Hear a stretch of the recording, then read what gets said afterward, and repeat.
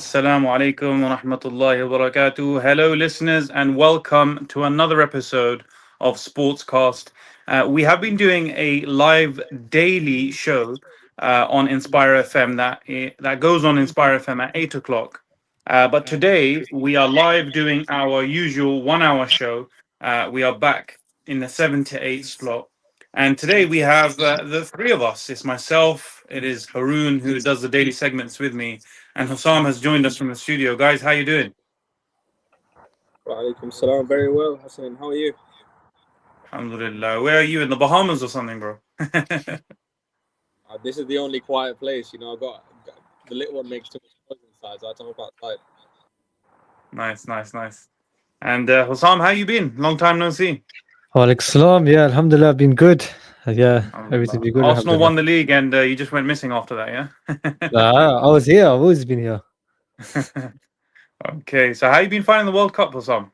Me and Haroon have had a chance to go over pretty much every fixture so far, but I just wanted to ask you, how have you been finding the World Cup?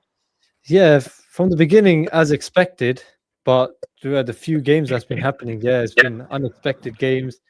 Obviously, the smaller teams have been coming out, and Yeah. like Cape Verde, for example. My God, what a game that was! But against Argentina, but yeah, it's been crazy World Cup so far. Now that you say that, Hussam, I think that's a good starting point because we haven't had the daily segment for a few days now. Me and Haroon couldn't find a time where we could both agree together. Unfortunately, I was traveling the last couple of days, and Haroon before that was a little bit busy. But the good thing is we are back. But I think is a good starting point to speak about that Argentina Cape Verde game because we never got to speak about it, and then we'll speak about some of the other games of the last couple of days. But what a performance! For me, right? Every World Cup has a team that you always remember. In 2006, there were a lot of good teams. It was the last World Cup of some of the all-time greats. We remember Zidane's historical last run in 2010. Memorable World Cup. You had teams like Ghana and Uruguay, really memorable teams that you remember till this day. Asamoah Gyan hitting the crossbar. You had Diego Forlan leading Uruguay. Every World Cup has that special team. For me, the story of this World Cup has been Cape Verde. What a story. I mean, for a country of 500,000 to go toe to toe with Argentina and the reigning world champions. And also with that, I'm going to say they weren't even just parking the bus. It's not like they were just sitting back and soaking up pressure like some of the other teams have been doing. Cape Verde were actually attacking as well. I think they played really, really good football. For me, that was one of the most memorable games I've ever seen in the World Cup. What were your lot's thoughts? Sam, You want me to go first? Yeah, it's. Oh, sorry, go on. No, go for it. It's on you. I was gonna say, what a game, man! And also that second goal they scored, what a goal! That is 100% the best goal this tournament so far. 100%. Agreed. And Yeah. literally pushed Argentina to the limits. Literally Yeah. to the limits. They had to score. The score is 3-2. The last 2-3 minutes of the game left and of extra time, and they scored. What a game, man! I was not expecting. I was expecting probably like 3-4-0 comfortable to Argentina, but they literally poured their hearts out in this game. You could tell 100%. Before I ask you, Haroon, I just want to say something about this Cape Verde team. They faced 3 former world champions and didn't lose within 90 minutes.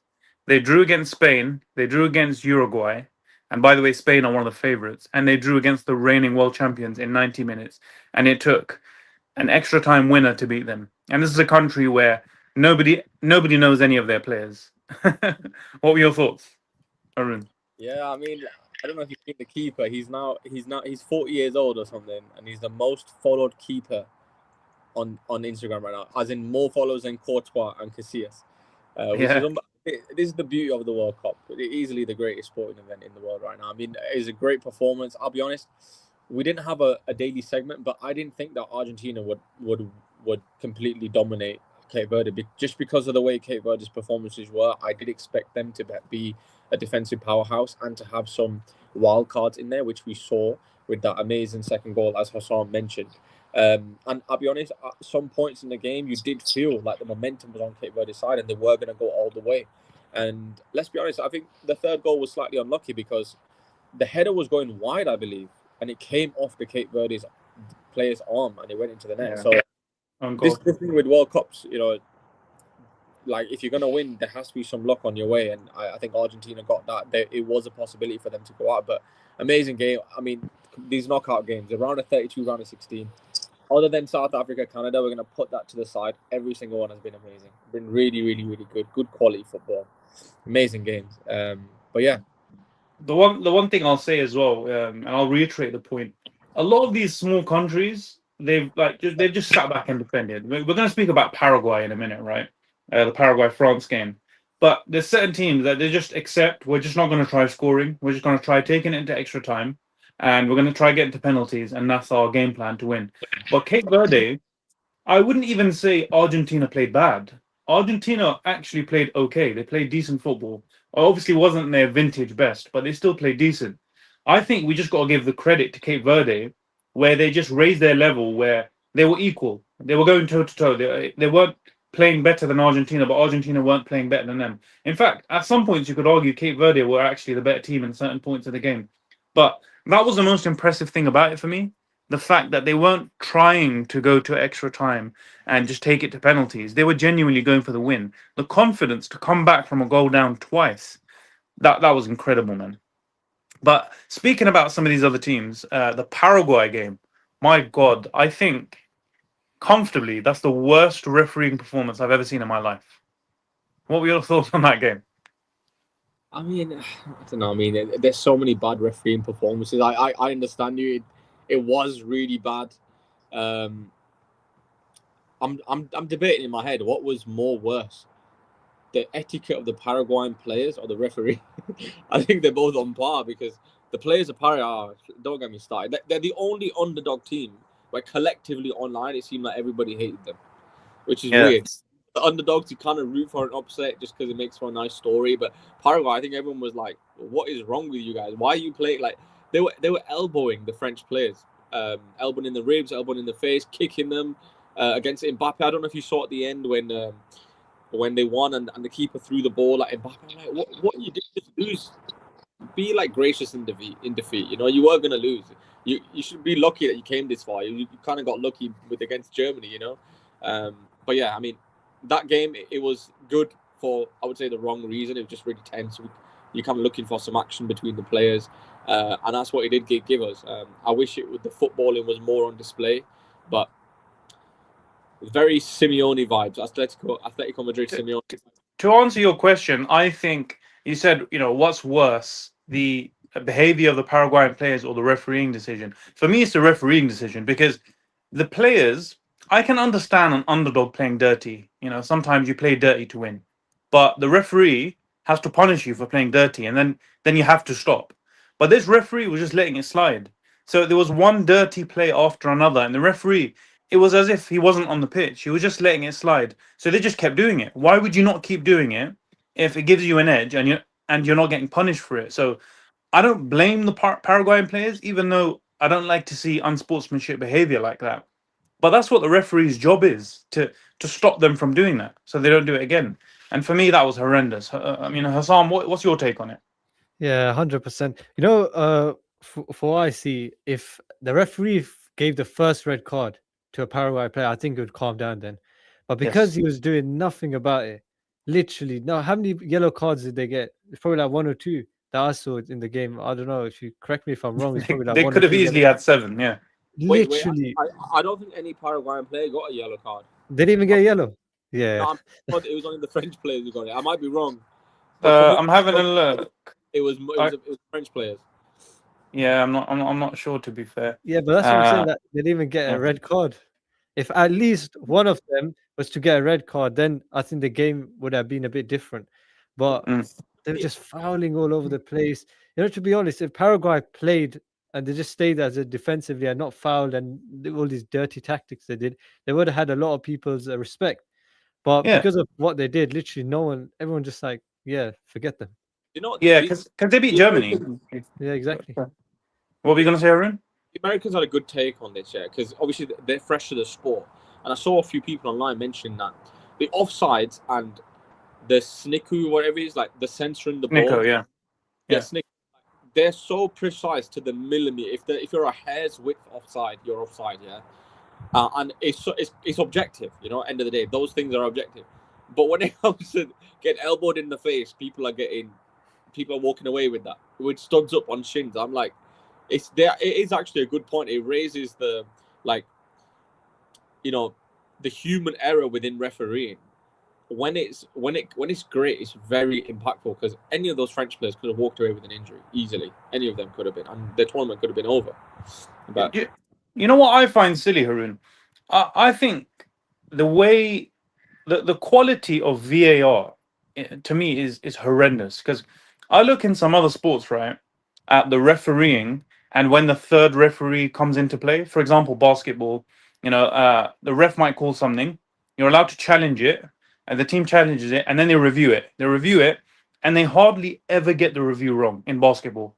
They'll review the play, they'll play it on the big screen, and if it was a flagrant foul, they say it was a flagrant. And it's very rarely you get a bad call when they review it. Same with cricket. When there's a review, umpire reviews it, you don't really get mistakes. I just think the quality of refereeing when it comes to VAR is so poor. The fact that they're watching it in slow motion and a lot of the times they still get it wrong, I can't for the life of me understand it. I think the referees that are sitting in the VAR room, if the ref on field makes a poor decision, they should be on top of it straight away and correcting the referee's call within 30 seconds. I don't understand why they can't reach that level. To me, I won't understand it. I think where the lines are slightly blurred is that there is a kind of notion within the rules that we want free flowing football, and I think this is where maybe referees kind of get stuck in between. They're like, if we stop the game now, we're going to disrupt the play and blah blah blah. Maybe we'll get. I think another thing that referees need to completely get rid of is just stop being scared of the reaction from the fans or anything. At the end of the day, if it's a rule and it was broken, that's it. No one can argue with it. I mean, speaking of bad decisions, the Argentina and Cape Verde game had also some questionable decisions within that. I don't think it was as bad as the France Paraguay one, but again, like, it's more what's going on field, and the referees are letting things slide, which I get it, free flowing football. But when it's blatant, like a kick, or as we saw in the Brazil-Norway game, where a player's got completely wiped out and the referee was like, play on, and it's like, oh, come on, man, like, you shouldn't be missing that. You should not be missing those kind of fouls, But Yeah. again, different. I guess this is the way FIFA do things. Like, I know the refereeing is different, like Pedro Manuel, and then you've got the Champions League standard refs, and it's all different. It'd be nice to have something collective, something that is unified, so you can understand, you know what the expectations are with the referees going forward. Yeah, I think World Cup has a lot of pressure on it as well. I mean, I don't think I've ever seen a World Cup where all the referees are on point every time.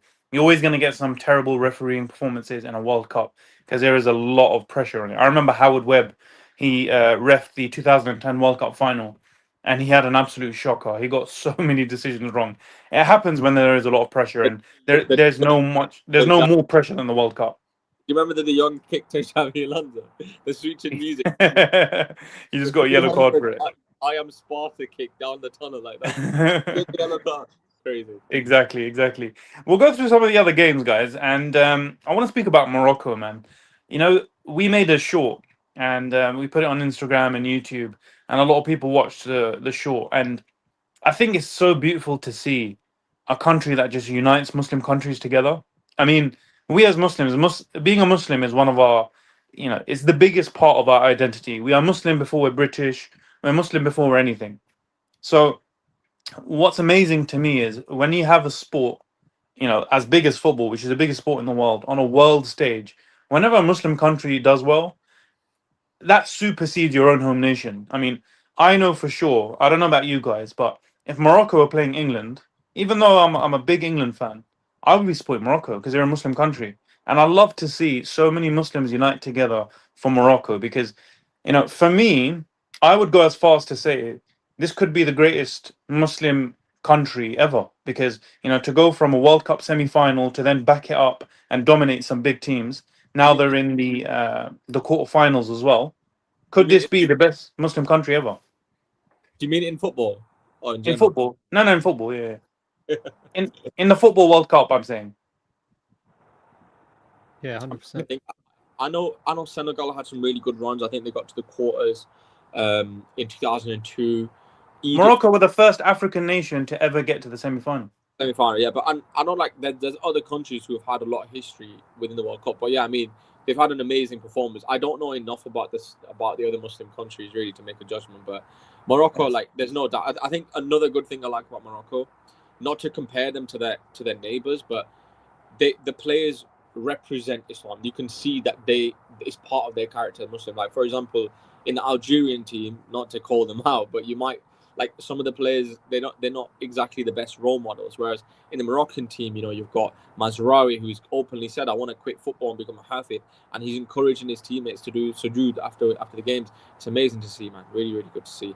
Yeah, and let's not forget, I mean, I know I do say greatest of all time a lot. I say it a lot, right? Yeah, so But much. no, 100%, 100%. But I'm backing it up with facts here. First Muslim country and African country to ever make the semi-final. They've backed it up with a quarter-final now, and while dominating some big teams, they're ranked number 5 in the world right now, fifth ranked team, and they've got the longest international win streak in football history. So if that doesn't scream best Muslim country of all time, I don't know what else does. Hassan, what do you think?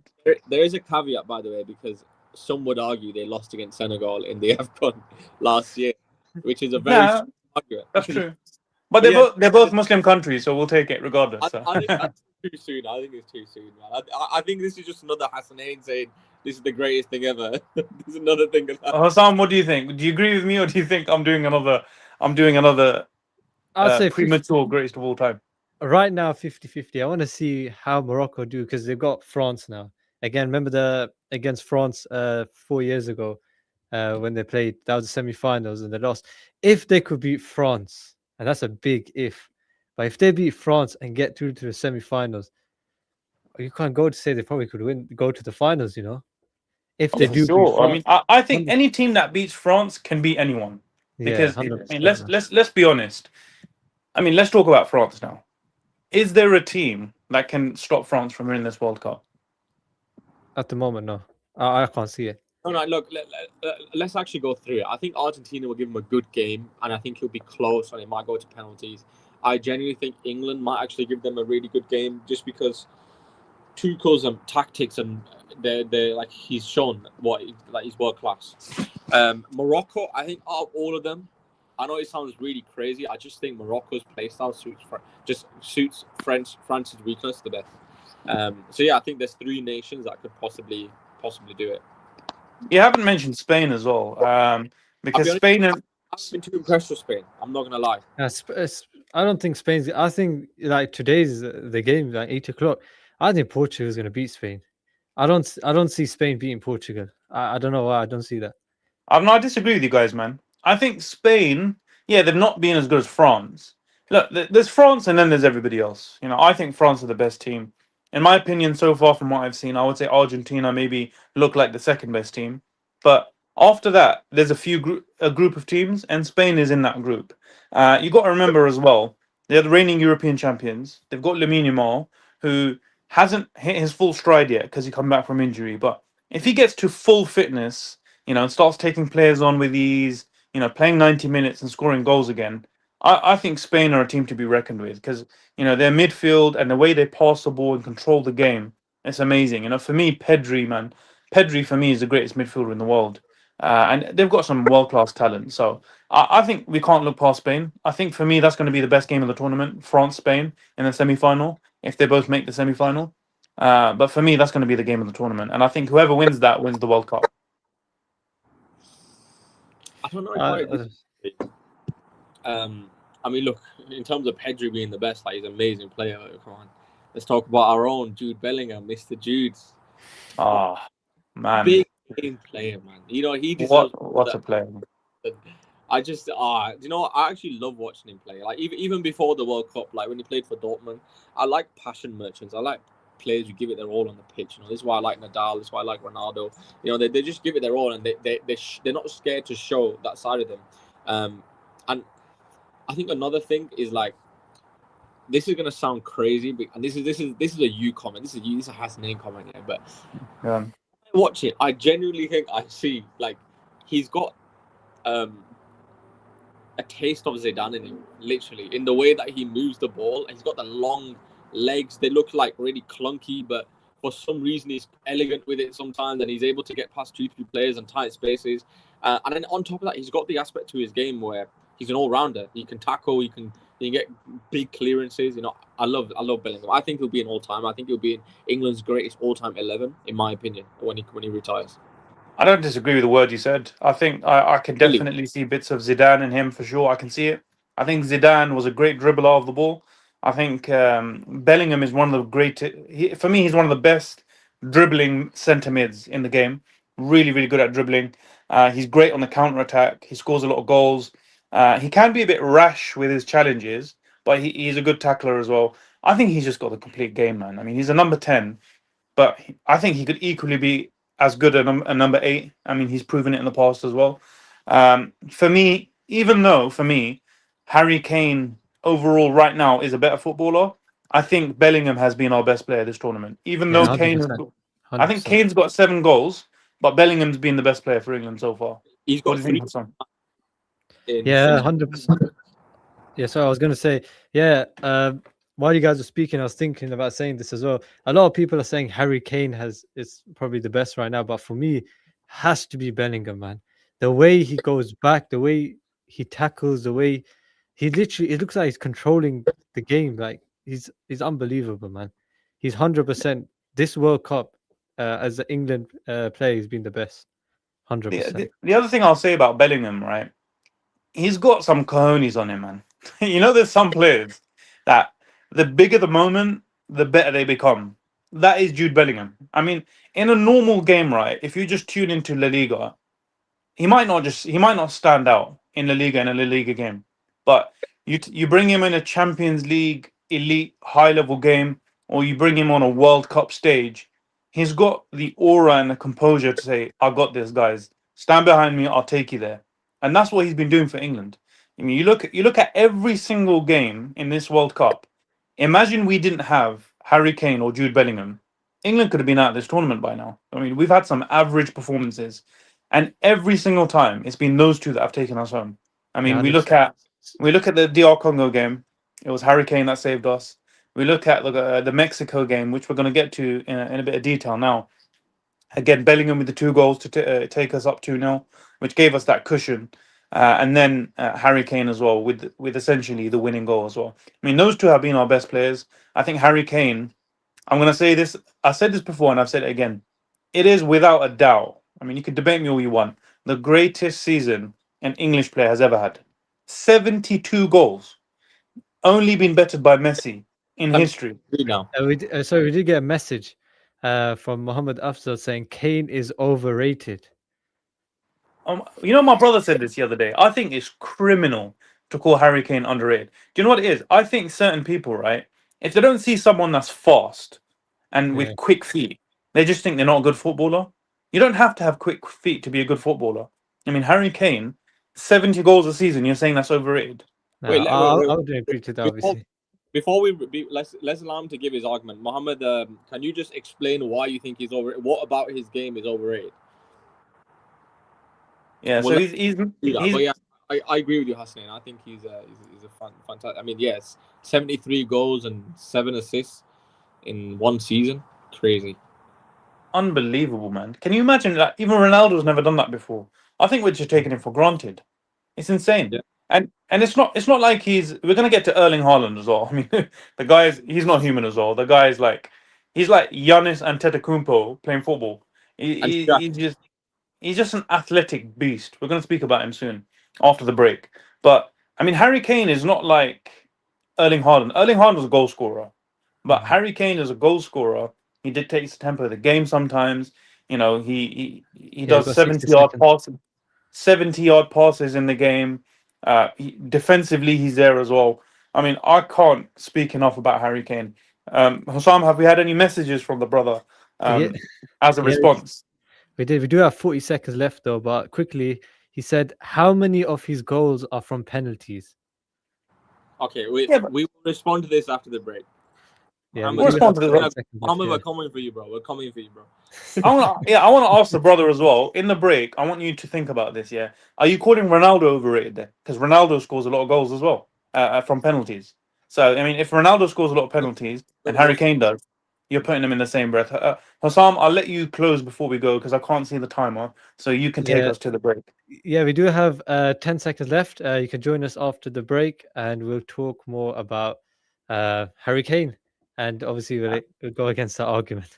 But we'll see you guys all after the break. Assalamu alaikum. Assalam.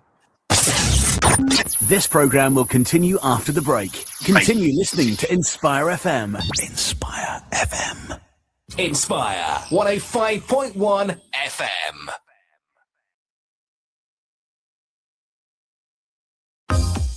Assalamu alaikum. This is Mobeen Butt from the Muslim Museum Initiative. If you want to see the spirit and the soul of Islam, let's look at its arts. Keep listening to Inspire 105.1 FM.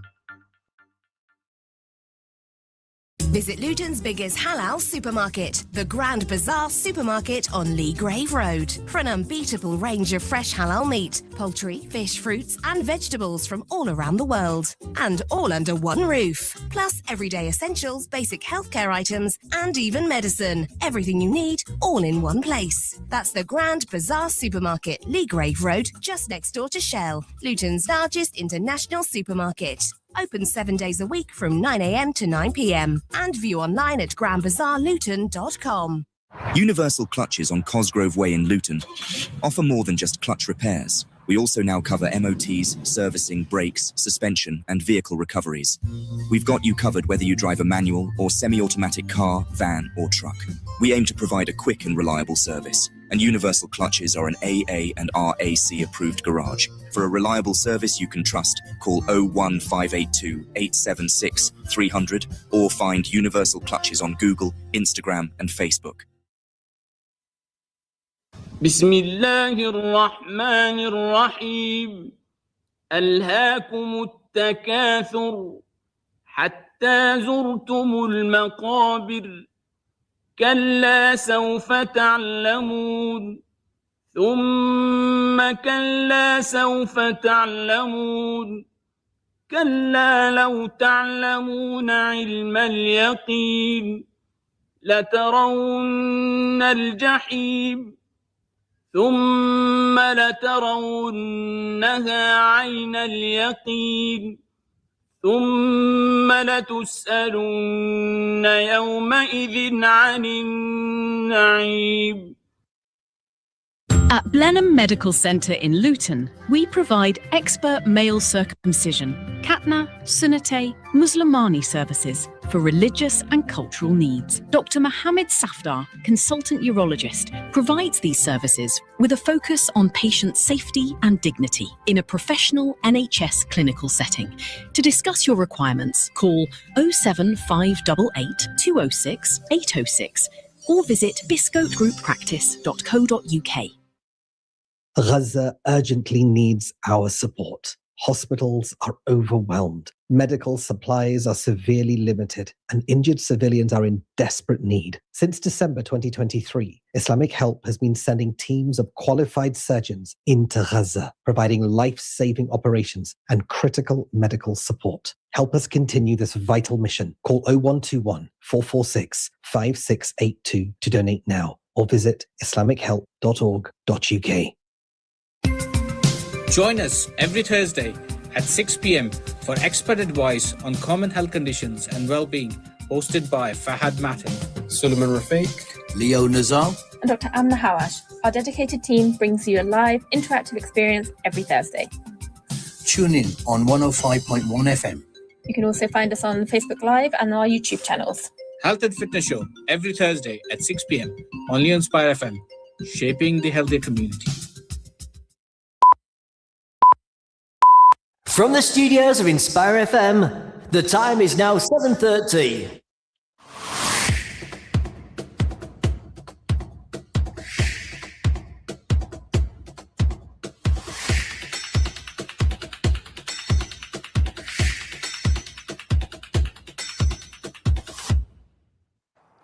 Hello, listeners. Welcome back. We are live on Inspire FM on Sportscast. Welcome back. We are doing a live segment today, our full 1 hour weekly special. And if you have been watching us, we have been covering the World Cup, and we've been doing daily segments for most days of the World Cup.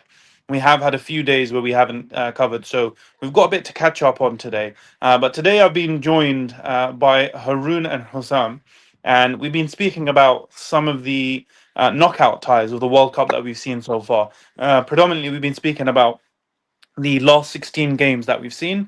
We've nearly finished the last 16 games and going on to the quarterfinals. We spoke about Cape Verde and some of the special performances they've put in this World Cup. We spoke about the France-Paraguay game and how it was an absolutely horrendous performance from the referee. We also spoke about Morocco and how they're going on a special run once again, beating Canada 3-0, knocking out the host nation and qualifying for the quarterfinal. And we also alluded to England as well, about Harry Kane and Jude Bellingham. Hussam, before the break, we had a comment from one of the listeners saying Harry Kane is overrated.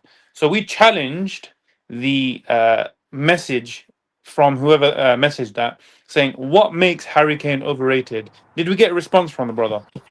Yeah, he did say after us, so it's Mohammed Afzal who said, how many of his goals are from penalties? Yeah, so I would like to ask the question then. What about Ronaldo? Would you say he is overrated? Did we get a response to that question? No, we didn't. We didn't. Okay. So guys, what were your thoughts on that? I mean, by you scoring a lot of penalties, does that make you an overrated player? No, 100% no.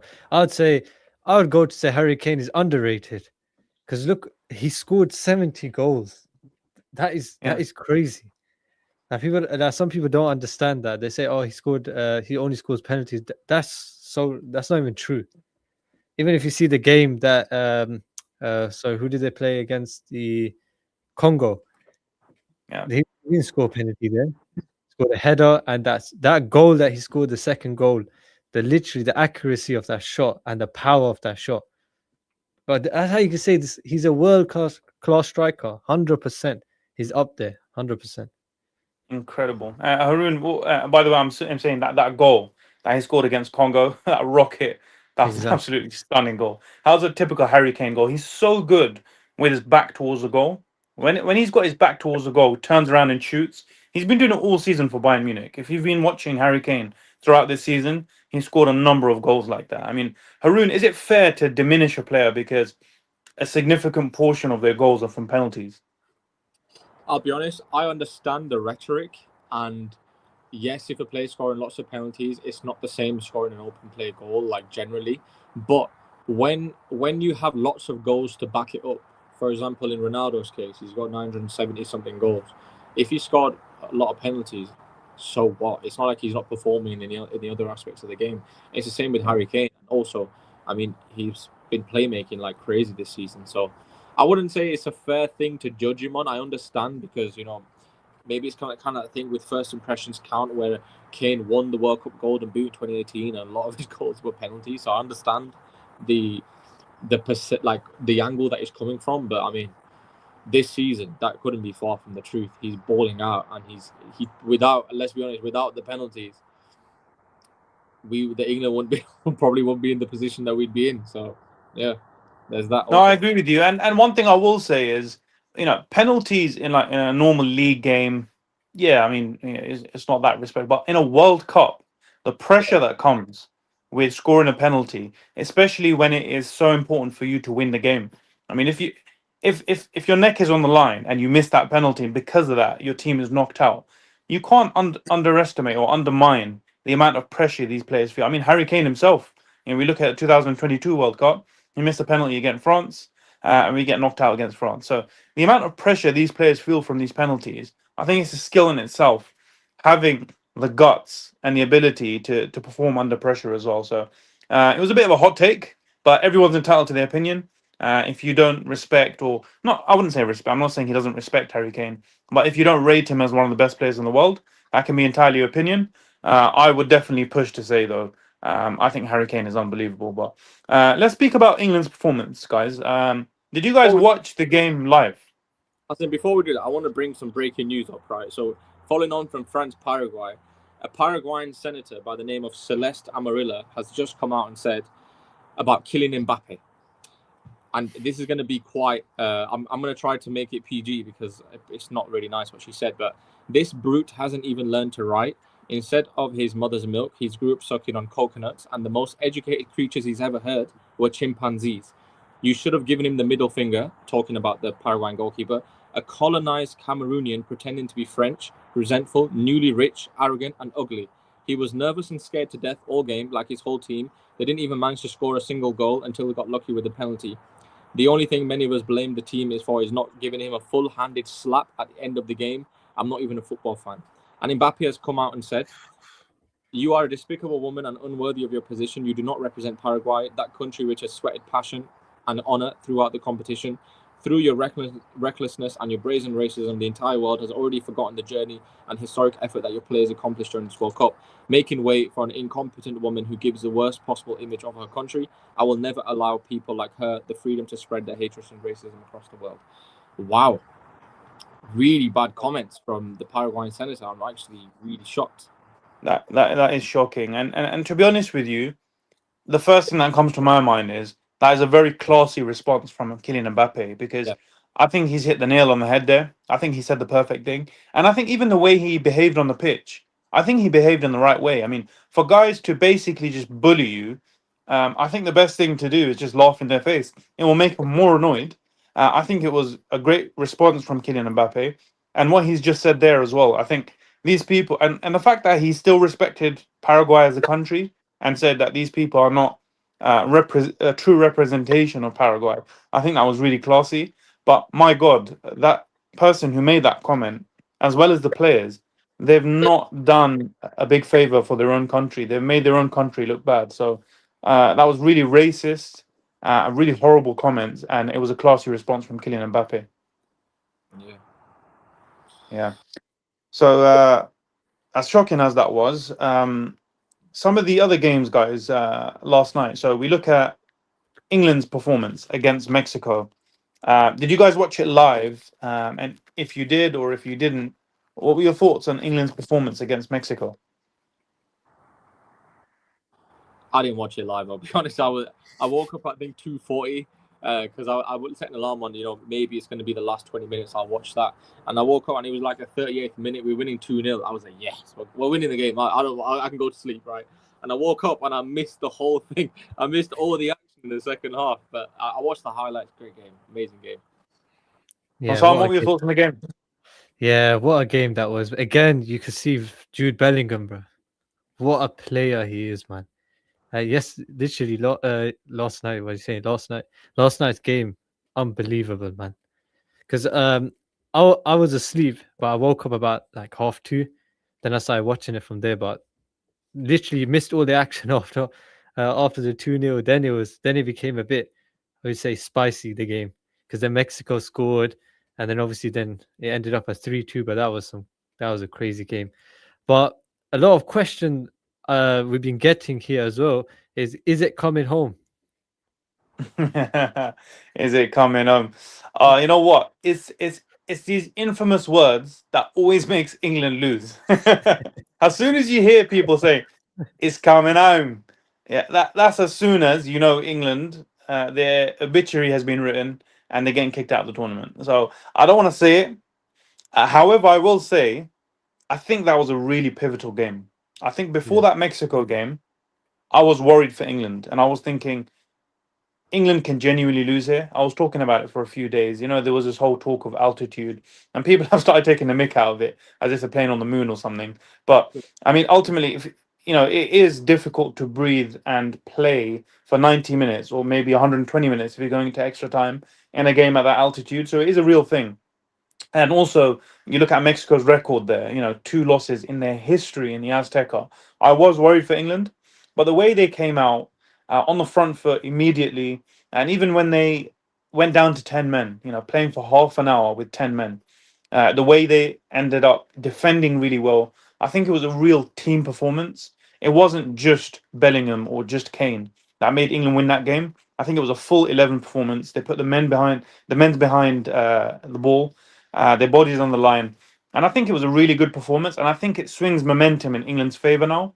I think against Norway, I'm feeling confident now. I think if we've played well against Croatia, we went in with a challenge in Mexico in the Azteca, we overcame that, as well as Haaland's been playing, and we'll speak about him in a minute. I think I'll back England to beat Norway. And if we do get to the semi-final, I think we have a chance as well against Argentina. My pick would be Argentina, but I think we'd have a chance. So I think England can make the final. I mean, am I alone here, guys? What are your thoughts? That's something to think about. I mean, I think it'll be a tough game against Norway just because all their players are so big and strong and tall and amazing aerial threats. England have more quality, but if a team's compact and organised well, it can nullify quality, and we've seen that so many times. If we go against Argentina, I think that'd be a tough game. I think we will beat them. But because of Messi's magic, his ability to do things that no one can ever guess, it's still something that is, if someone said Argentina will beat them, I'll be like, yeah, I mean, that is a strong possibility also. But yeah, I mean, if they go through Norway, Argentina, it's one of them things where when you're in tournament football, you kind of want a difficult game early on because you have to dig deep. It's kind of, like in Rocky when they're in the middle of the fight in the movies and he gets knocked down and then he has to dig deep, and because of he's overcome that barrier, he finds a second wind and it becomes easier now. And it's similar to like when I don't know, like if you're working out and like Nadal, we'll bring him Nadal. He trains harder than he does when he plays in the games because the games are now easier. The training becomes easier, and I hope England do get that effect where it's like the whole scenario of Mexico with the altitude, the record that's against them, the history within the Azteca itself, because they lost against Argentina, I believe, in 1986 in the Azteca, and also the fact that they're not used to such a climate or the heat and all the stuff that came into play. The doubt from their lack of ability to turn up in the big moments in previous tournaments. Now they've overcome that. I feel like, yeah, I agree with you, Hassan. There's going to be some sort of big momentum, big confidence, and I hope that they can ride that. And I think England should welcome the difficult games. I think that's their mentality going. That's what their mentality should be going forward. Can they win it? When it comes to the final, I mean, look, it can go either way. We saw with PSG Inter Milan a few years ago in the Champions League, where Inter Milan doing really well, knocked out a really strong Barcelona, and PSG just came and whooped them 5-0. So anything can happen when it's a final. It's one game. So yeah, I think they could win it. Is it coming home though? I mean, I don't know. France is lurking. Kylian Mbappe is in the back lurking, with his little turtle face. Yeah, let's see. What about you, Hassam? Is it coming home? Can you say it with your chest? Yeah, it's coming home, lads. Even though I got Portugal shot on right now, we ignore that, but it's still coming home. You know what? There's something about you, Hassam. The confidence in which you speak about Arsenal win the league. As soon as they lose one game, you're like, oh, we've lost it. You're a very emotional being, Let's not get too ahead of ourselves. We hope it's coming home. But I'll be completely honest with you. If it's an England-Morocco final, Dima Maghrib. That's what I'm saying. Dima Maghrib. It's coming home. Morocco all the way. Guys, I want to speak about this ogre of this absolute beast of a striker, Erling Haaland, man. I mean, I don't mean any disrespect when I say ogre. I just mean he's an absolute freak. He's like a tank in the box. I think he's the most overpowering striker in the world right now. And, the way he makes Gabriel look like a child at times. He is an absolute beast. I mean, his first goal, terrible defending by Gabriel. He's owned Gabriel for this season. I mean, the way he's just terrorized him in the City Arsenal game. Chill out. All right, chill out, mate.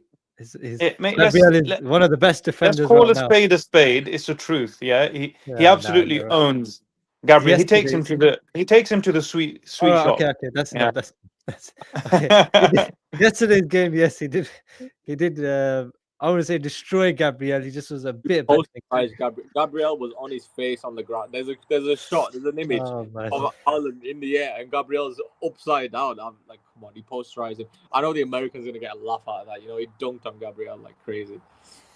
That was insane. I mean, Haroon, what were your thoughts? Break it down for us.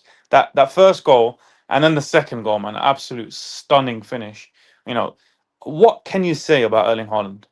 So this game I actually watched live, yeah. And Haaland, I think in the first half, he only had about 8 touches. Even the goal when it happened, it didn't even seem like Norway were building up to a goal because Brazil were putting on the pressure. And I think Endrick had that chance where, I mean, it was a shocking miss. I like when he did the miss, I knew this is going to be the thing that decides the game for Brazil. And then Norway just came in the counter, and it's like Brazil just lost all their intensity. They weren't pressing down. They were allowing the Norwegian players to take so many touches. Even the cross, the players around allowed to cut onto his right foot and get a crossing. That should never be happening on the wing. And then Haaland just come. I mean, look, he's just walking around, jumps up, and he completely post-strides Gabriel. I love to see like Gabriel, love to get humiliated. I mean, the Arsenal players haven't really had a good, other than Saka. Yeah, I mean, a lot of the Arsenal players have missed big penalties, and Gabriel's been post-strides, so I wouldn't be happy to miss right now. But the second goal, when Norway are pushing, I was thinking, why do they have so much space? This is so weird. Like, obviously, I just watched the France-Paraguay game, and the Paraguayan players were pressing like crazy, and the Brazil players weren't pressing, and then Haaland was just allowed to just turn around and shoot. And when I saw it, I was like, I was watching it on my iPad. I was just speechless for about 1 minute. I was like, what is going on right now? This is his first World Cup, and he's just scored 2 goals against Brazil. Bear in mind, before the tournament, he was saying, before the match, yeah, he was saying Brazil's my team. He was like, I wouldn't be surprised if they go through. I like Brazil. And then he scores 2 goals, and then you see in his face, so his celebration was amazing, not reacting. But you see in his face, he's just like, I can't believe it. I don't know what's going on right now. What a player. Big time player. Amazing. I think he's so funny as well because he's so unapologetically him. Like he doesn't say PR answers. He doesn't say the right answers for the camera. He's just himself. I mean, when he was asked, what are your thoughts about the France game? He goes, I don't care. We're going to lose anyway. I mean, it's so funny and hilarious. He's just so honest about everything. And he's a really likable personality. But as soon as he goes on that pitch, he's an animal, man. An absolute animal. I think he's the most physically imposing striker in the game. I mean, look at his record. I mean, he comes to everywhere he goes, he just dominates. He dominated in Bundesliga. He goes to the Champions League. Immediately, he starts scoring goals in the Champions League as if it's like second nature to him. He goes to Man City, and it's tough to play for Man City. He goes in, breaks a record for the Premier League. And then this season, his numbers for Norway are just unbelievable. You look at the World Cup qualifiers, 8 matches, 16 goals in the qualifiers. Then people can say, all right, that's just some qualifying, wait till the World Cup. He missed a game, rested in the 3rd game, and he's joint top in this Golden Boot race. I mean, this Golden Boot race, come on, man. I mean, you're going to make me say it again, Haroon. The best Golden Boot race in the history of the World Cup. I'm going to say it again. Yeah, 100%.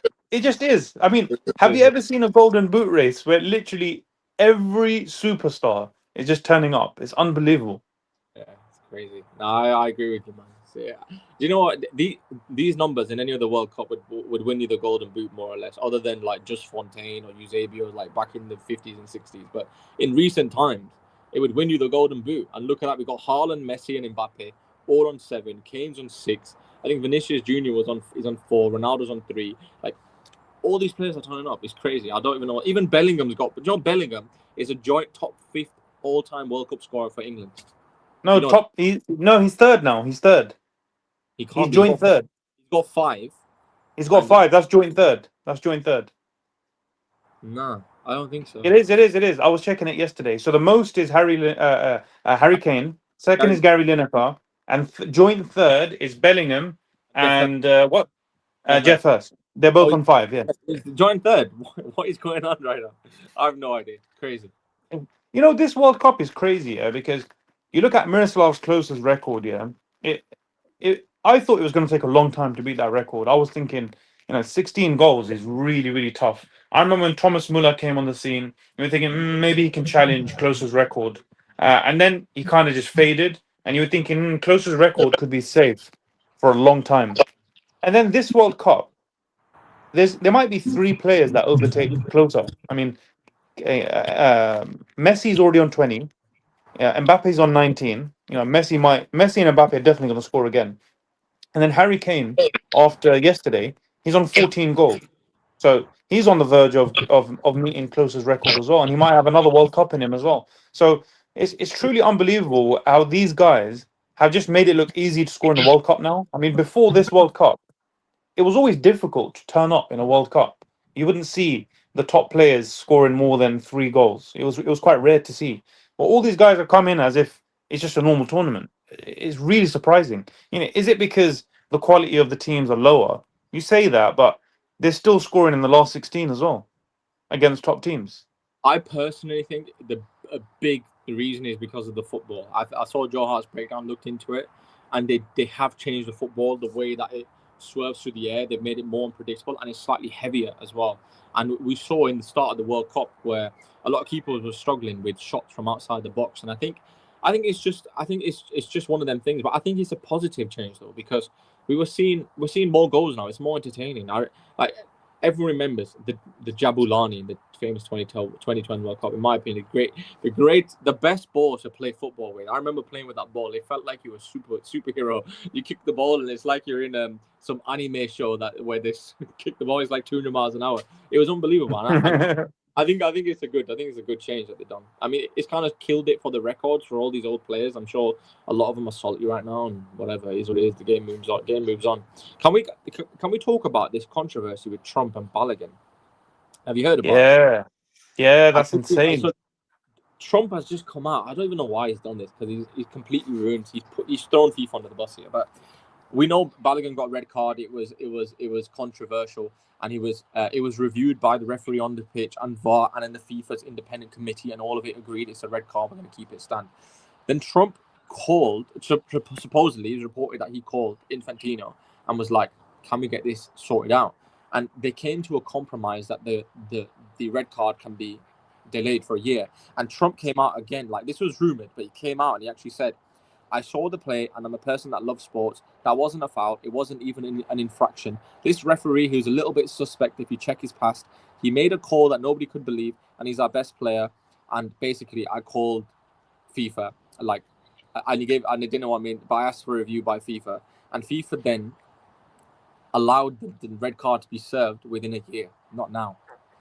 Now, according to the rule, if a government interferes with a FIFA decision, the team has to be terminated from the tournament. They have to be disqualified. So a lot of people online are thinking this next game shouldn't happen.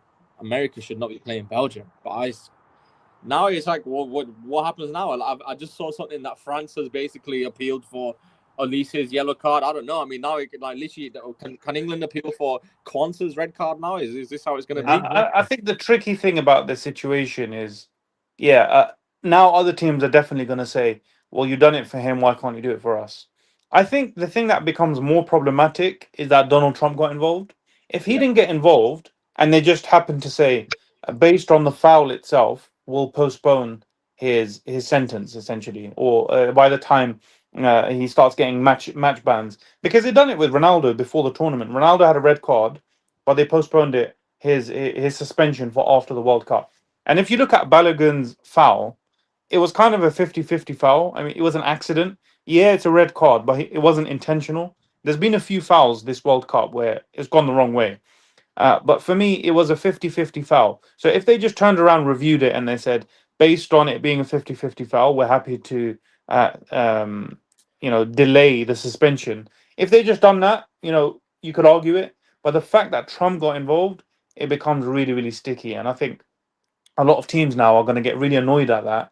There's going to be a lot of controversy, and people are going to say, if he got let off, then why can't we get let off? Hassan, what do you think? Yeah, we do have 60 seconds left for the show. But yeah, 100%. I would say if for Trump to get involved, man, the game shouldn't happen, man. literally, man, it's just ruining football now. He's got a red card. That's it. He's got a red card. He shouldn't be playing. Everyone getting involved. Yeah, no, it's not a red card. Yeah, because I'm the president. Yeah, I can say what I want, and yeah, he can play on. Yeah, it's ridiculous. Is that what Jurgen Klopp said? I don't know if you guys seen it, but he said, why are these lot getting involved? They shouldn't get involved. This guy, Donald Trump, man, he gets involved in everything. The guy, clearly he's a power trip. He's got a power trip. He's just a freak. I mean, he wants to just rule the world. And I'm going to say that. I'm going to say it straight up. That's my opinion of Donald Trump. I just think he's got this huge ego and he just wants to dominate and control the world. 10 seconds left. But we're ending the show now. We've got the next game coming up, which is Portugal, Spain. Yeah, Spain game, Spain versus Portugal. But for now, assalamu alaikum wa rahmatullahi wa barakatuh. This is Inspire FM.